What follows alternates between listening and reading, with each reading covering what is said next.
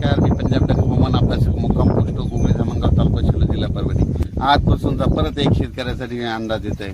सर्व शेतकऱ्याला सांगू इच्छितो की राज्यामध्ये आता 22 जून पर्यंत पाऊस पडणार आहे. आज या तालुक्यात पडणार आहे, उद्या दुसऱ्या तालुक्यात पडणार आहे, म्हणून हा अंदाज लक्षात घ्यायचा. सर्व शेतकऱ्याला सांगू इच्छितो की राज्यामध्ये फक्त 15, 16 आणि 17 जून दरम्यान थोडी उघाड राहणार आहे, पण विदर्भात मात्र पाऊस पडणार आहे, म्हणून हा अंदाज लक्षात घ्यायचा. एकंदरीत राज्यात परिस्थिती बघितली तर राज्यामध्ये पश्चिम महाराष्ट्र,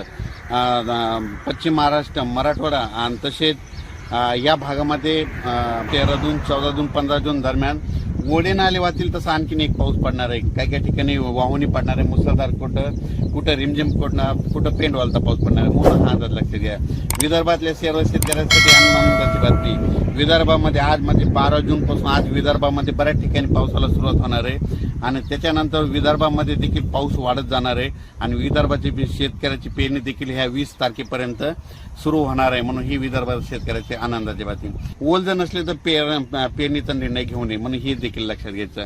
त्याच्यानंतर सांगायचं झालं तर सोलापूर, सातारा, सांगली, नगर, नाशिक, धुळे, जळगाव, तसेच बुलढाणा, जालना, परभणी, अमरावती, अकोला, हिंगोली, वाशिम, नांदेड, लातूर, बीड या भागात देखील ह्या 3-4 दिवसामध्ये चांगला पाऊस पडणार आहे, म्हणून हा अंदाज लक्षात घ्यायचा. अचानक वातावरणात बदल झाला तर परत